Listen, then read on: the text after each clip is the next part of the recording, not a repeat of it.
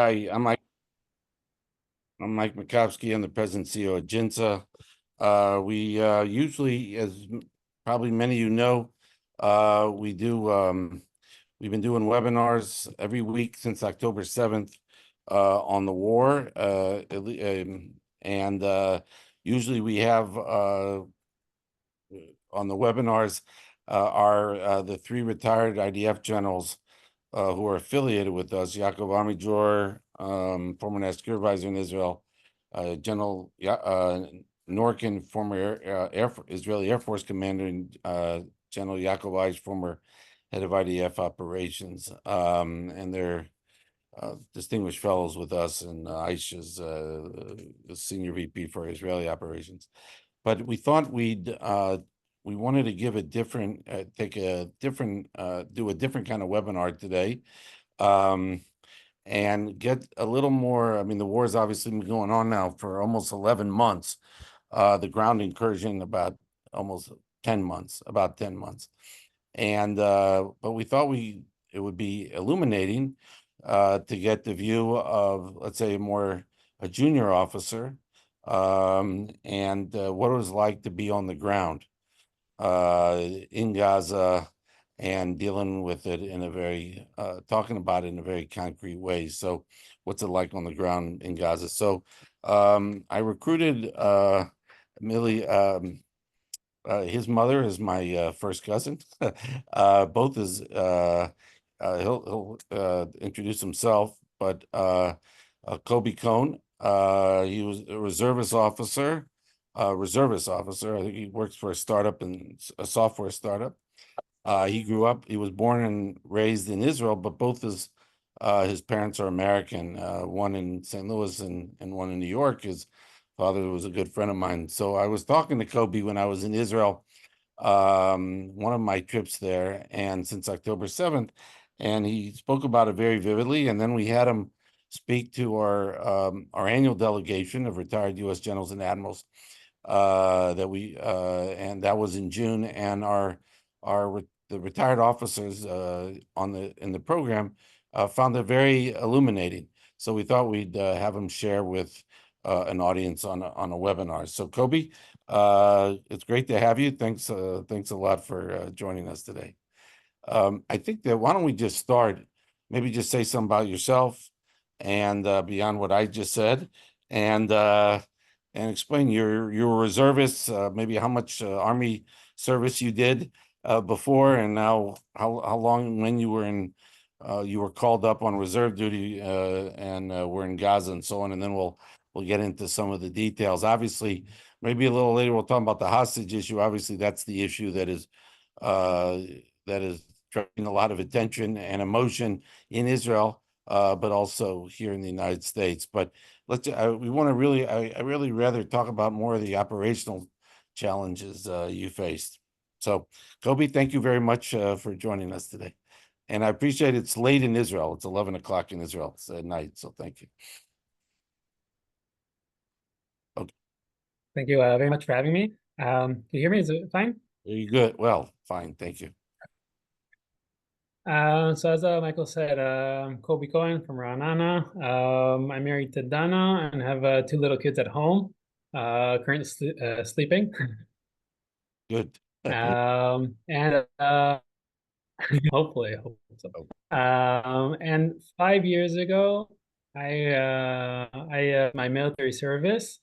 I was a commander. I was officer in Yalom Special Engineering Forces, commander. And after I left Army, when everybody joins the reservists, and there I turned into a platoon commander. And I've been with my soldiers for about 4 years, 5 years, plus minus. And part of our reserve duty, what we do is we train about 2.5, 3 weeks a year, or something else, focusing on a different field. If it's we focus a little bit on urban conflict, or on just froze for a minute.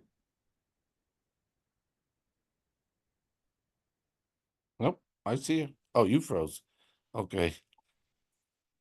Yes, maybe your internet. We Oh, got you back. We got you no, no, back. I don't know. Something froze. I don't know if it's Maybe your Wi-Fi okay, or okay, okay. Yeah, I don't know. Okay, so as part of our training, we do a few weeks every year. We call up, we get our gear, we go out, we everything we have in our life, and go a whole week or 2 weeks or whatever it is, and train. And we take this training very seriously. And we just give up everything and focus on the training. And so we've been together. My team, my platoon has been together for about with me for 4 years. And on the 7th, as we all know, it started out like everybody's been telling. We just started out really just I saw it coming, at least not in the reservists or any part of my friends or anybody in our unit. Um, we heard about what was going on, and naturally, we all knew what was coming, what was going to happen. We all, because we're part of us are some of our are religious, some are all picked up our phones and just headed to base before we I think we lost you again, Koby. straight away. Got Yeah, you back.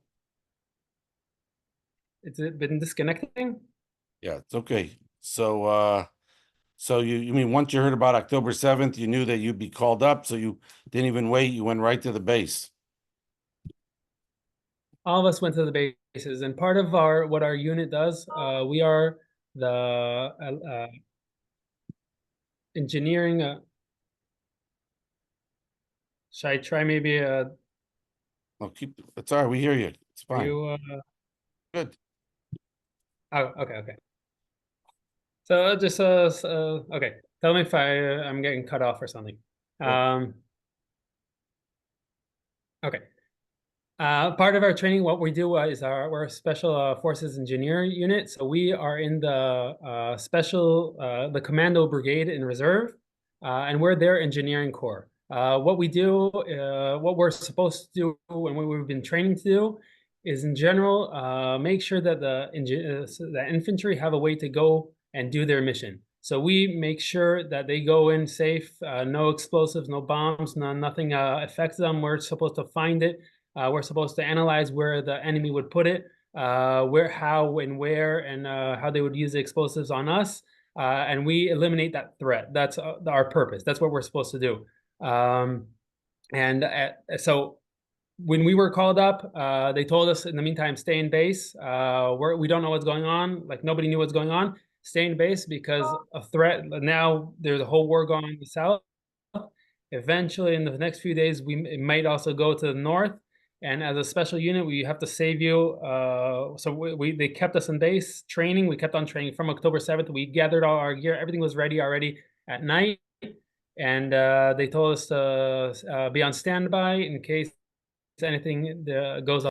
And so We just let me interrupt for 1 second. it's a little, there's, Let me just interrupt for yeah, 1 second, just to explain to everyone, just to remind everyone, because it's been 11 months. Israel didn't know exactly how they were going to respond. There was some question, did they do a ground incursion in Gaza, or do they go?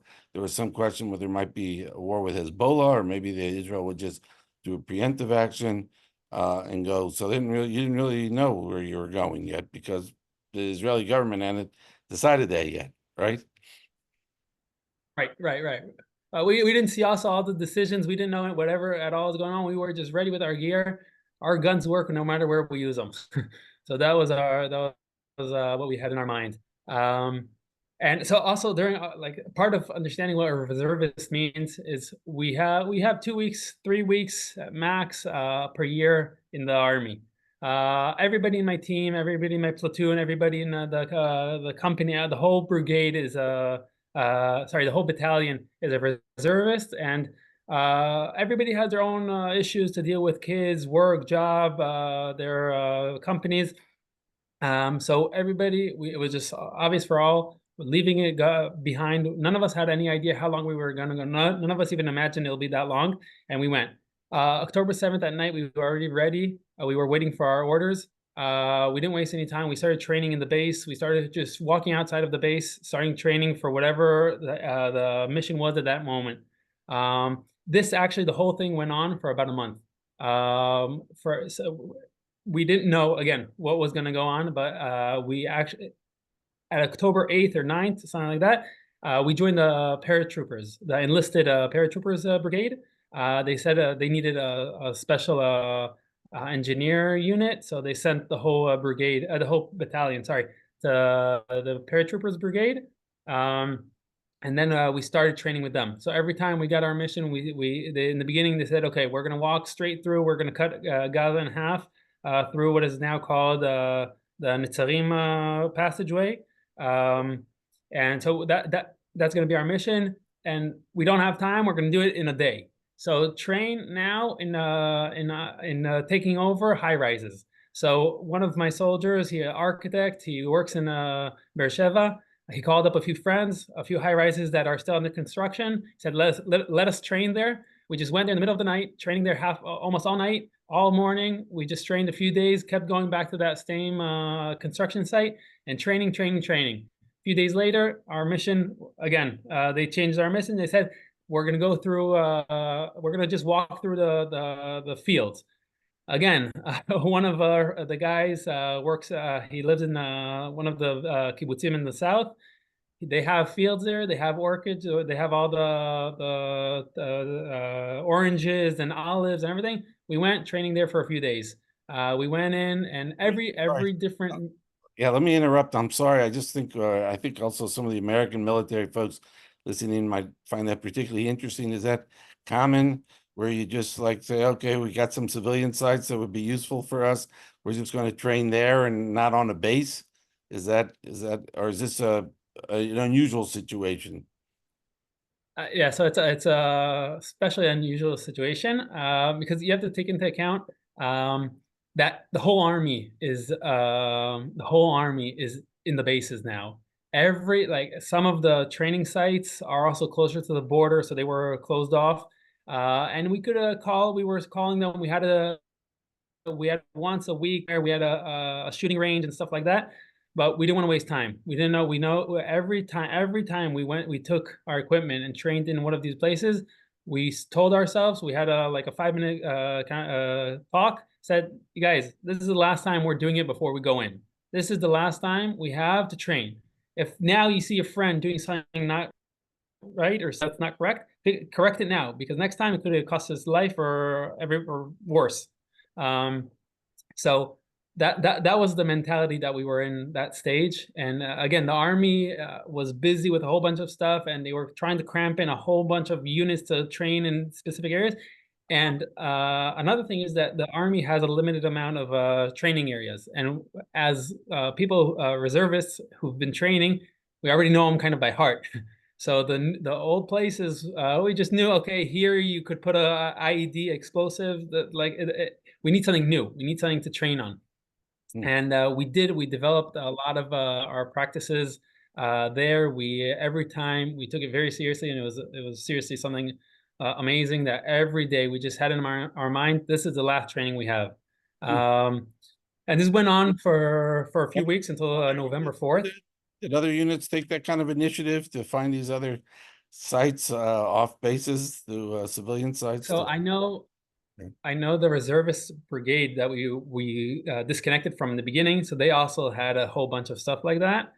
But yeah, it's just somebody knows a guy, and also it's again part of this whole like the army gave us a base to sleep at at some point, but we wanted to be close to the soldiers, the paratroopers. So we went to one of the villages nearby their base, and we slept in the gym of the school gym. So we slept there all day, and that was it was closer. We saved time on the commute every time. So like everything, and that's something that also we totally felt like the whole country was in this war together, as everybody gave what they could, if it was training areas, or if it was sleeping gyms or whatever not. So then in November 4th, we went in. Again, part of being the paratrooper brigade, we were one of the only brigades in the beginning of the war that went in by foot. We don't have any mechanized vehicles or anything besides Hummers, but that's not really for the first stage. So we went in by foot. And again, part of this whole getting ready is trying to understand what we need on our backs. In Israel, I don't know how it is in the rest of the militaries, but we measure what we have in our backs in a percentage of your body weight. So because so that way everybody gets what they could kind of carry. So we all went in with about 70 to 75% body weight. That includes our protective gear, our guns, anything we needed. And you also want to take always spares in case anything happens.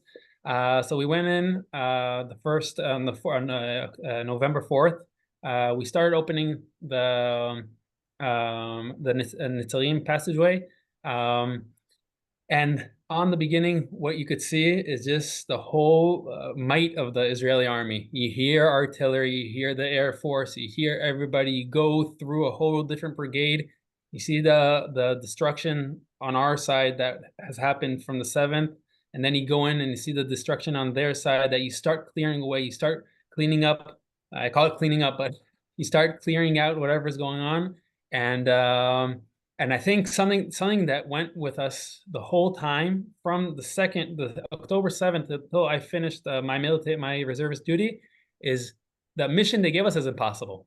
I think that's something that we felt a lot is they told us in the game we're going to cross Gaza, and they said you have a few days to do it, and we're like that can't be. It's not possible, and we did it. And we did it a few days later. Everybody was we just went through. We did it responsibly, and we got to the beach. And I remember seeing the beach the first time. And then they said, okay, now you're going to go north into the Gaza city. And going north also, we're going to a densely populated area. This is south of Rimal. And there we saw some of the fanciest houses I've ever seen in my life, including Tel Aviv, including a lot of places in New York or other places I've been to. And between the houses, there's at some point we were with. These are senior Hamas commanders or officials. That's their Yeah, home. yeah, specifically where we were, it was the Jihad Islami. It was their family, Islamic and everybody. Islamic Jihad. Islamic Jihad, yeah. Yeah.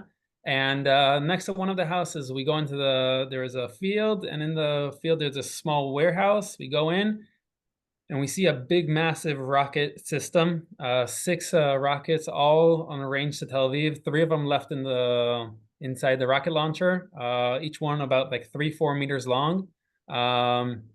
Blew them up. That was also the first time we felt like we managed to stop something from shooting out or actually hitting its target, or we felt like they were using us, and it was we felt the accomplishment. And then from there on, we went north. And I think one of our major encounterments we had. So every time we went from area to area, we went deeper and deeper into the Gaza city. And then there's a whole area which sounds crazy, but it was a hospital and a UNRWA school, and right next to the UNRWA school also was a nurses' school.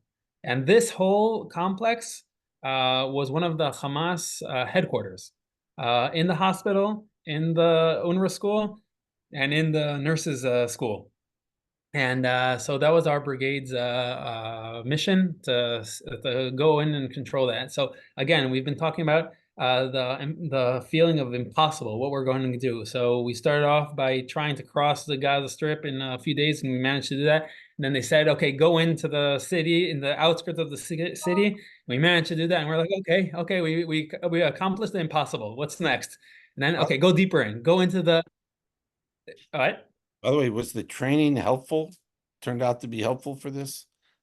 Yeah. I think so. In general, the stuff we did in the training we didn't really use, but what helped us in the training the most was the communication in our platoon, understanding other my soldiers' weak spots and my weak spots, and talking about it, and that was extremely helpful. And about like the actual stuff we did, it was like mostly technical. The chances are you do what you did in the training are really low, like one by one, but you get the general idea. Um, so as we went into the Gaza city, so they said also, okay, now you're in the Gaza city, which, we're all fine, but now we're going to go into the headquarters of the Hamas, one of the big headquarters that if anybody would tell us we would go in, maybe like 2 months ago, no one would even believe him. Um, so there, as the engineering corps, what we did was open the passageway to the school and the hospital. We have all our ways of doing it. I'm not going to go into it. Um, and scanning for IEDs, the improvised explosive devices. And so in the middle of the night, we went in. We led the special forces of the paratroopers into the hospital, and later on, it was our job to go into the school. And going to the school, they said, "Listen, we evacuated the school. We made sure the IDF told us, the brigade told us, oh, the school is evacuated. As long as far as we know, go in and whatever you see, you have to figure out what to do." So we went in, and this is already a stage that we've been talking about reservists, enlisted men. So there's a whole, I wouldn't call it a mess, but a whole system of people. We our reservists fighting with enlisted men that are 19, 20 years old, with tanks that are also reservists, and the Air Force, which is, we're all working together, different units, different totally arm. It's not only we're from different army units, but it's also from different time series or whatever we would call it. Like some of the soldiers in the tank corps, they were enlisted when I was in 6th grade, and I was enlisted when the guys in the paratroopers were in 8th grade. So like everybody in totally different had learned different stuff during their training. And this was, I think, the most difficult part in the beginning. And as we went on, it got better and better. So as we went into the school, so we started our attack, and cleared out one floor. Can I ask, And that, before you, and I want to get yeah, yeah. into, how do you explain, look, there was obviously a lot of chaos. Israel wasn't expecting this. That's part of the problem. That was a key problem, that they didn't expect this. But you've been doing reserve duty. I assume a lot of the training over the years has been focused more on the north, or preparing for a war with Hezbollah, because that's the war that Israel's been most focused on, I think, for a long time. Uh, how do you explain this? What you're describing? Is there just is this common to have such kind of, well, let's put it all together now, or did you not do that as much as you probably expected, or you should have, maybe in those other years while you'd be called up and do your reserve duty or something in the training? Yeah, so that's a good question.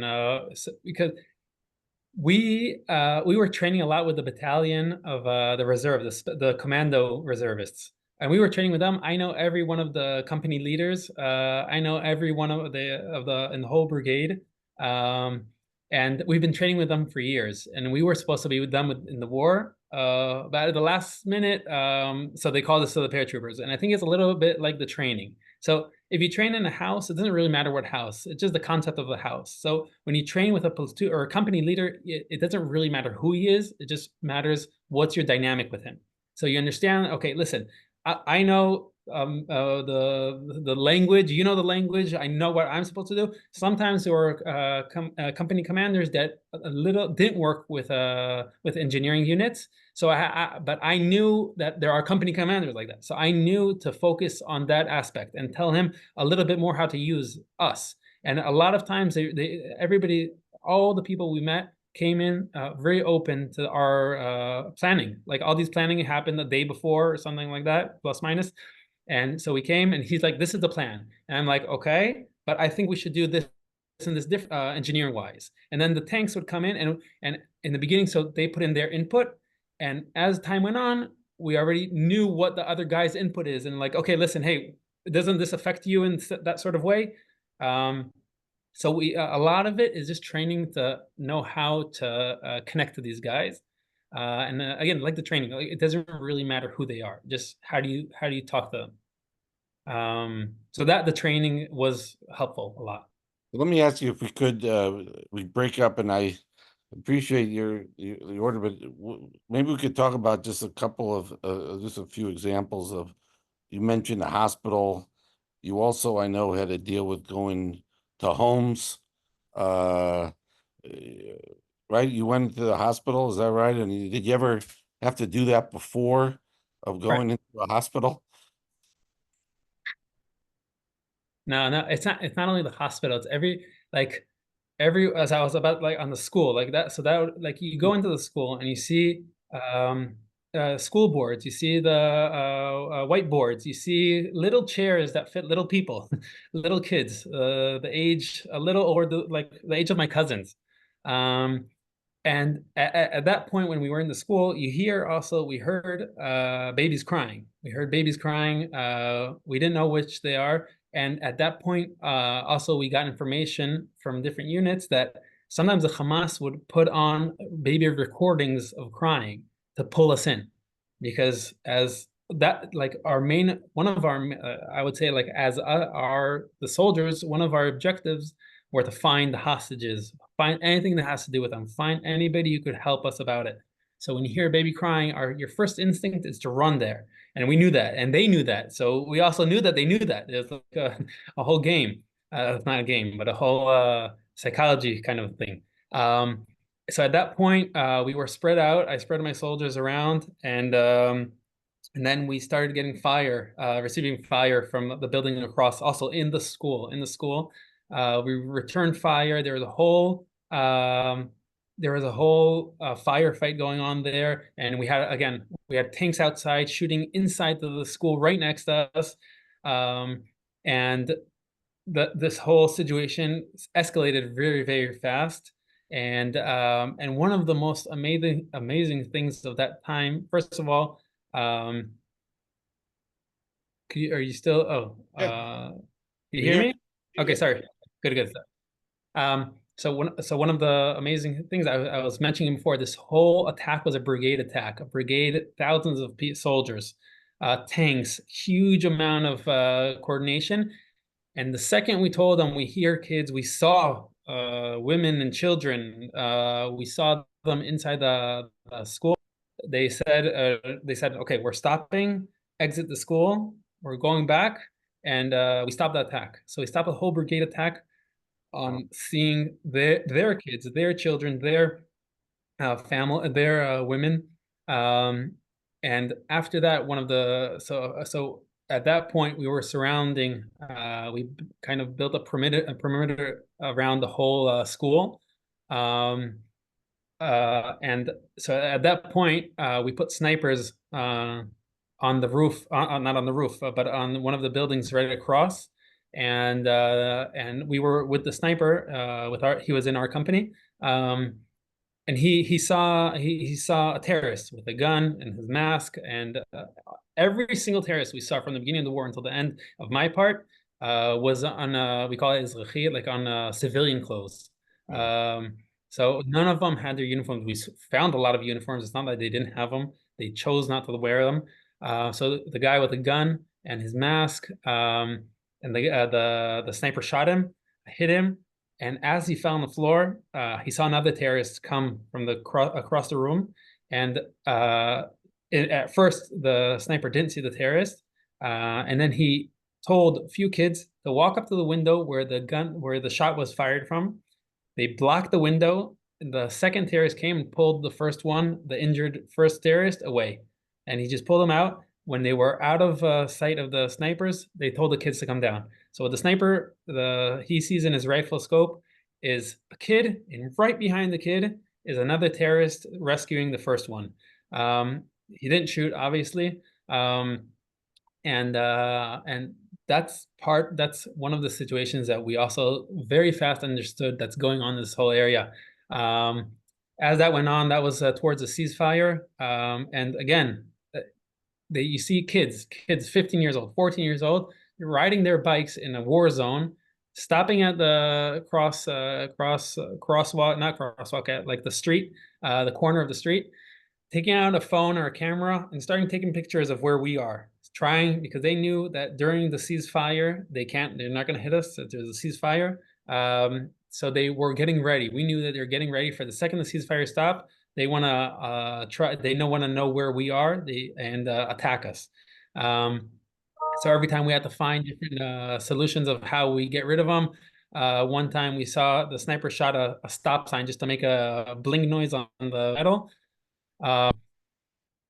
And a kid's dropped. He had a explosive on him, explosive, a knife, and he ran away. That was part of the. Hello? Yeah. Oh, it froze again. Excuse me? Oh, we got you back. Thanks. Okay. Ah, I froze. Okay, sorry. Um, so I was talking about the kid who was riding his bike. We shot near him. He freaked out. He dropped a bomb, IED outside his bag and a knife, and he ran away. And they kept shooting. They kept sending old people, women, children, anything they could, and they were kind of trying to see where our borders were. Where are we going to shoot? Where's the line of a fire? Trying to understand and learn us. Wait, I'm saying, what does As that the mean? They put forward women and like old people. In what way did they, just to be a little clear on that? Again, sorry. Did they put out women and old people to see what were your lines? So just clarify what that means exactly. They just had them come out of homes. Yeah, good. Right, sorry. So lines, the way we do it is when we hold a house or we have we're in urban warfare, so we have a line where we say this is our line. Whoever crosses, you're allowed to fire, or wherever you cross another line where if you whoever crosses that, you have to bring a commander and he'll decide what to do. So there's these imaginary lines that they know exist, but they don't know where the line is. So they try, like, test trial and error. Like they send somebody out and say, okay, up to here we got without shooting. Okay, so let's send a little somebody, a man, or let's send somebody else and try to understand what their ranges are. And also part of when we are shooting out at them, then they also see where we're shooting from. That we had to manage in all different ways. And what happened also afterwards in that school, after we managed to evacuate part of the civilians there. At one point, the platoon, a different platoon commander that we were with, was the Arab, went in, and one of the women said, "It's a guy in a red shirt. You want?" And Wait, he turned left and he saw the guy with red shirt. And you froze again for a second. excuse me. If you just repeat yourself, you just froze. I'm sorry. Sorry. Yeah, of course. Sorry. So one of the commanders, he knows Arabic, like a different platoon commander.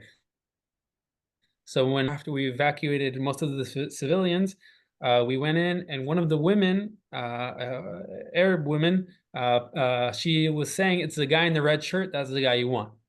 So they were holding the people there. I don't know what their connection to them was, but they also didn't want to be there. They understood that the second we come in, we're not going to kill them. They weren't afraid. The women and children, they weren't afraid of us. They were coming out to us. They were saying, "Okay, guys, this is the guy you want." At some of the points. And it's also something that it's very hard to understand, like trying to, because again, as I said before, all of the terrorists we saw were in civilian clothing. And the day before that, terrorists came out of the school and put a explosive on one of the tanks. And the tank driver was very lucky. Exactly, he just looked at the camera, saw him, and he drove a little forward, and the IED missed. But the whole dynamic of having not very hard to differentiate between who's good and bad. That was something that was very difficult for us during the whole our part of the war. Let me ask Yeah. you that. Another thing is, I know you mentioned when you spoke to our generals and admirals group was, it seemed like a lot of the civilian areas you went to homes, and it just seemed like a lot of the area you went to was just militarized, children's rooms, right? Could you explain what you found in homes and Right.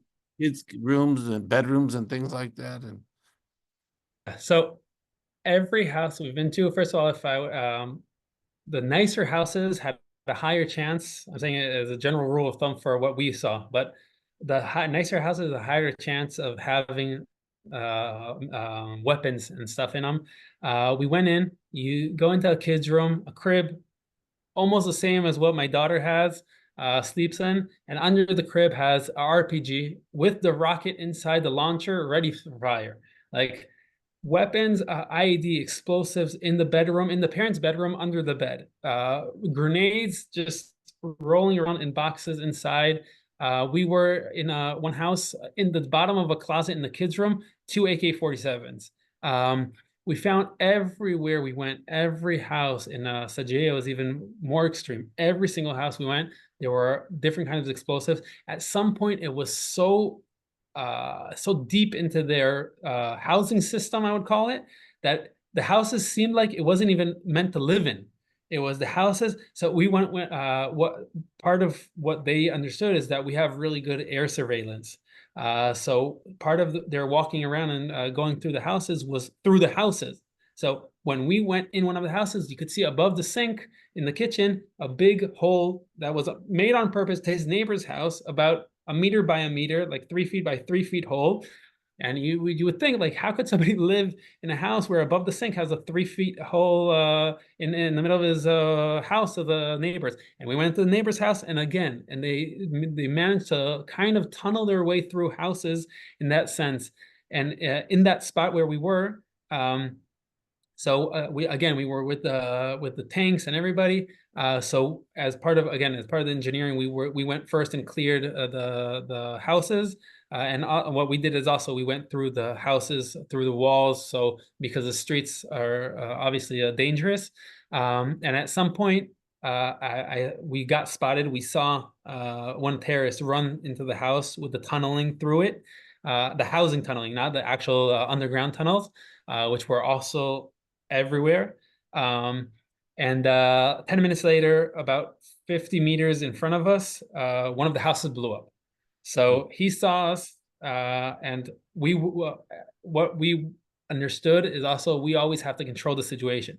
So we saw him. We're not going to run after him. We're eventually going to get him. So we went. We shot with tanks. We called in air support. We called in anything we need just to be with us. They didn't fire anything yet. And what we understood later, that's our estimation, is that the terrorist saw us, and he said, "Okay, in 10 minutes they're probably going to be at that house." And 50 meters in front of just blew up, disappeared. And also those types of houses, to make a house disappear needs a lot of explosives. They also put inside the house, build some of these houses as houses that are made to blow up inside these densely populated civilian areas. But maybe we lost it.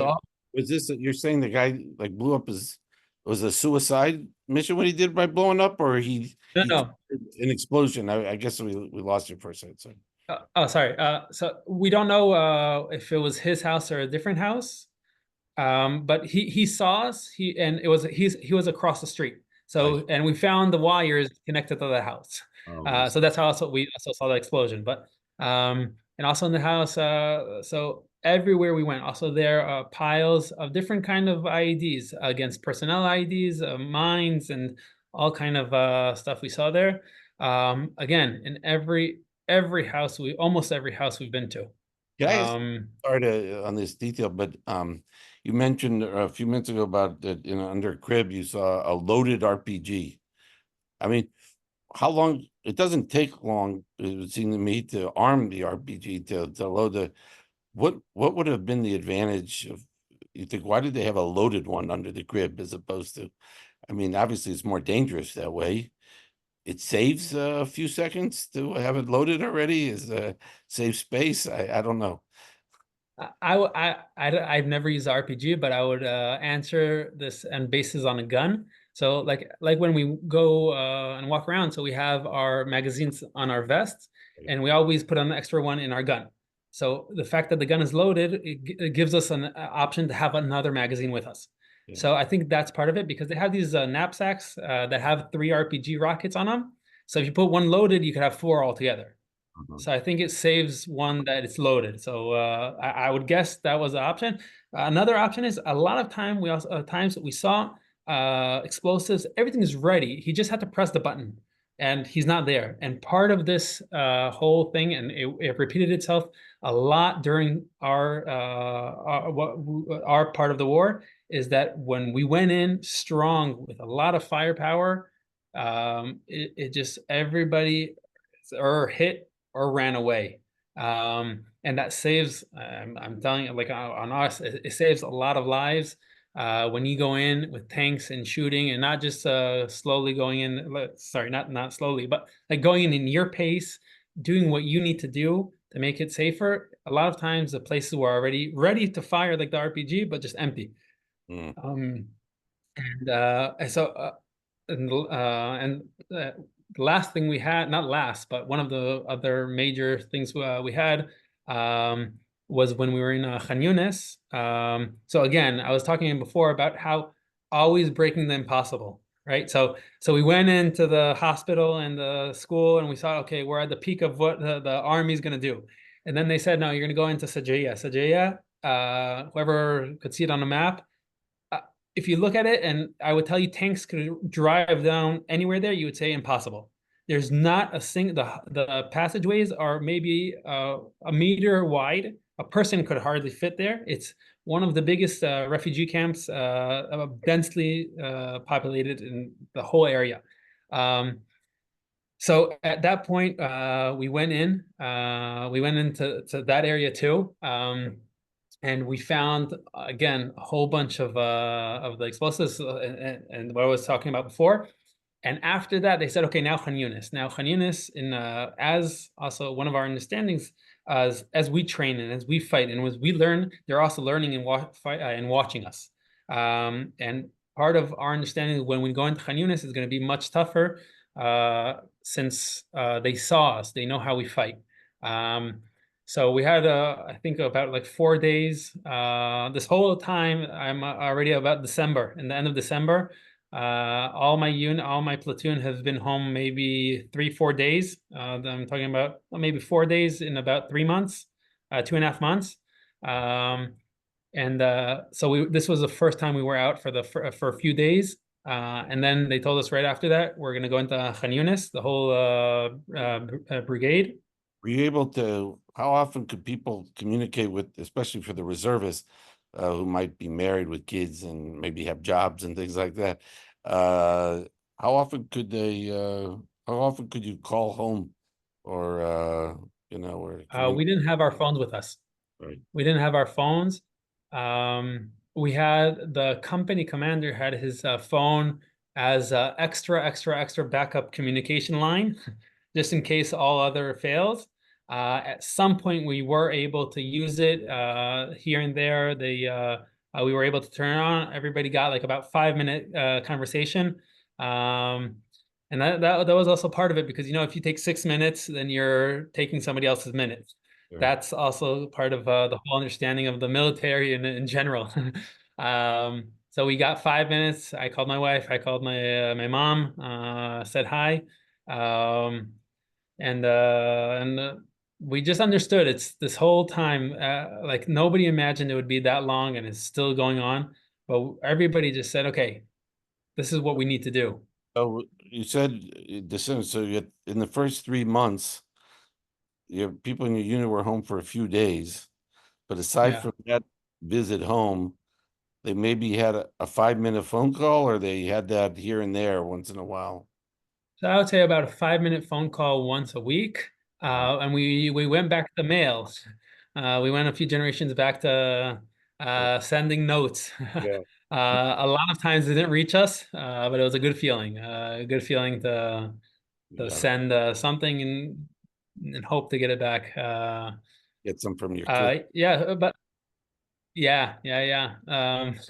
But again, like we were all so deep and focused on our mission. Everybody. It was, of course, it was hard, but we every time. I remember it. Sajaya is right next to Nakhaloz. Sajaya is like about 500 meters away from Nakhaloz.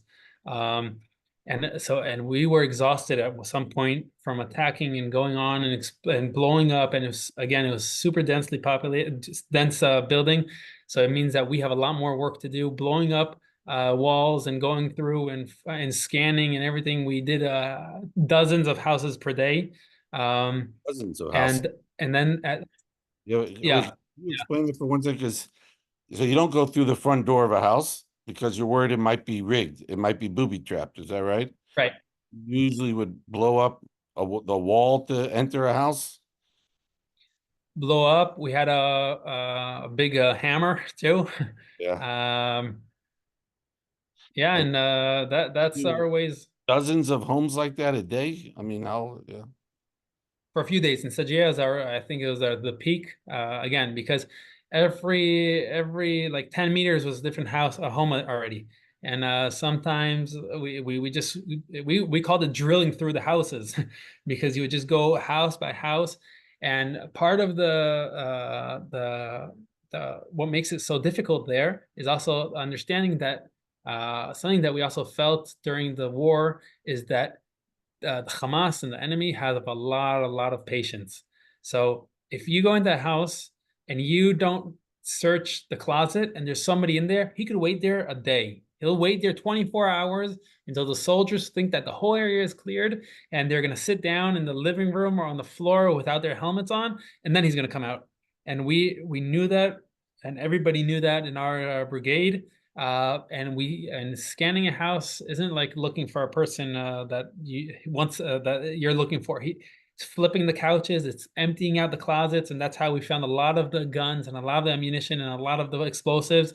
It's searching an area. It's like the hardest game of hide and seek that you could think of. um, And you and also, given that you had to worry about booby traps, it must slow things up. So you're able still to, one house would take how long roughly to clear out? It depends. A lot of times, we would go in sync with other companies. So we don't want we don't want a situation where we're far and back, and then when we shoot, it could hit the other company. So we always had to go in sync with the guys next to us. So at some point, sometimes we had so also during our searches of the houses, we also looked for intel. If it was hostages, stuff we found in Hebrew, all kind of writings, all kind of shirts, stuff that also that the terrorists took from homes and brought back to them, and we found them, and we send them to the special to different units in the army that know how to take care of it. We found passwords, we found computers, GPSs, tons of intel that we all passed on. So it could take up to like so it depends how it really depends on how much time we have. So it could take 10 minutes, an hour and a half. Hmm. You've had, At some point, hmm? Sorry, go yeah, ahead. what? No, sorry, go ahead. So at one house, we found snow globes with Hebrew writing of countries in the south and on the bottom of it. So we thought it was somebody a collection that somebody had that they just took the whole collection. So at that house, it took us about 2 hours to search because we looked cloth by cloth, checking pockets, checking everything, checking for any blood or any sign of anything that could be there. We didn't want to miss anything that could happen. Um, and we found all kind of stuff that we passed on intel. I don't know really what happened with that. Um, And you and also encountered so that terrorists in these homes sometimes. You had some, right. right? I mean, I remember you telling me you had some firefights where some of your, fellow soldiers got injured and things like that. And then, Right. So I think that's I would call it maybe the summary of all the stuff we learned in during the war. I was the platoon commander in charge of leading the attack. This was in Khan Yunis already, and at first it would seem crazy the whole combination of units we had there, but we had two tanks, reservist tanks. We had a K9 unit, which were mixed with reservists and enlisted men with us, with me, and the company commander is an enlisted guy. So and eventually we also had a D9 with us. So we had a combination. The reservist from the K9 unit is 40 something. The enlisted guy is 19, but we're all equal at that stage. Doesn't matter what you are. And so as we recommended and as we said also the whole time is we went through walls. So we breached walls, and at one of the houses we breached, we went in and we used to. So we also have a chef in my platoon, and we have a chef. So when we used to go, we went to houses and he like knows his stuff. He sees vegetables and he knows the vegetables. Okay, this has probably been a week. This is like he found bread and like he felt the bread and like, listen, this is the past day. We so every time we found stuff, and so we found their candy wrappers, and that area had a few other stuff that were more like relatively new. And then we went in. And we scanned the floor, and then we sent the dog down to the entrance. It was a little like half floor down, a few steps down. And when we sent him down, a terrorist shot the dog. And what ended up being there is after 2.5 hours of a firefight, the 3 terrorists were down there. They threw grenades up to us. We got 4 terrorists from the building across, shot into our floor, the second floor too, and also on the first floor. 7 terrorists altogether. So again, this is like I would say that this is one of the major points of going through walls, because if we wouldn't have gone through the door was exactly between the 2 groups of terrorists, and they didn't do that by accident. It was on purpose. They were waiting there for days because that whole place was under surveillance for almost a week, and they didn't see anything. They saw in the beginning of the week some people moving around, and since then the terrorists have been waiting there. They have little piles of food. They just wait. They were waiting there. So when they threw the grenades, 7 soldiers were injured. 2 of mine and a few of the other soldiers I've mentioned before. And what was and eventually the end of this whole encounter, 7 of the terrorists were killed. And I think also this represents a lot of what we felt during the whole time of 3 of them we killed from point blank from 3 meters away. 3 of them helicopters shot, and 1 of them a tank.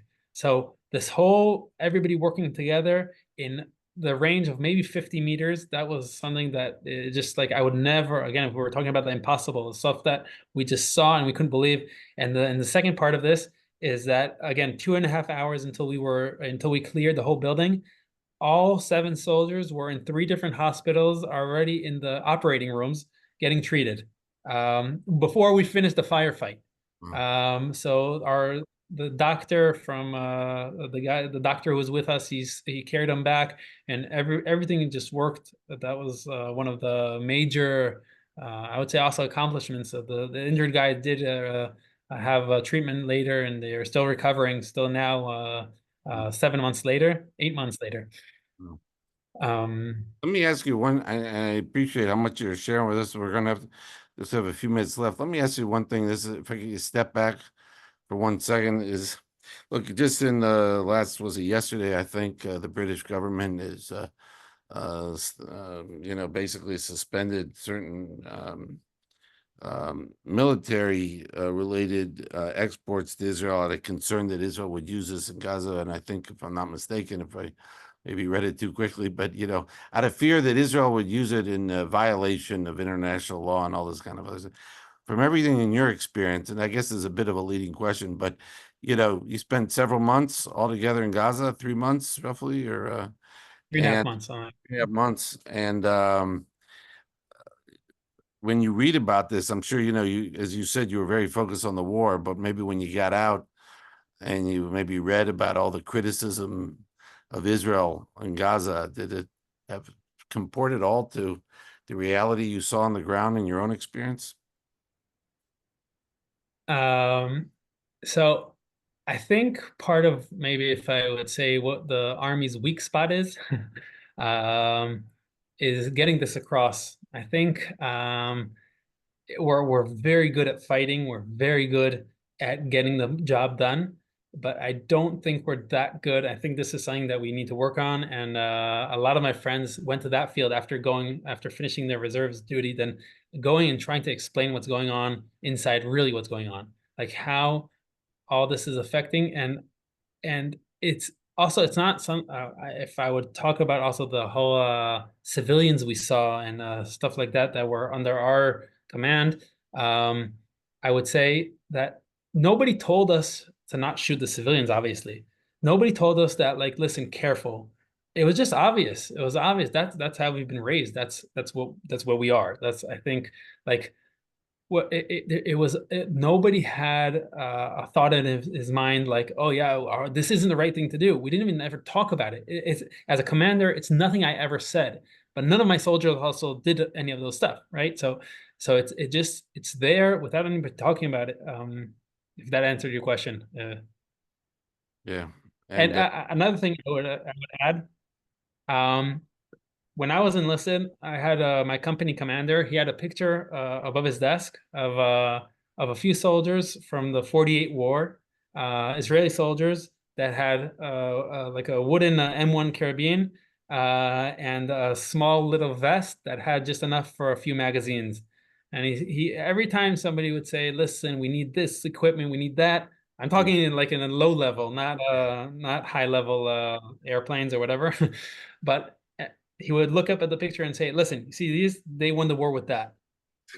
I'll give you a gun. We had M16s. We hardly had any scopes with us, and we just said, this is what we have. This is what we need.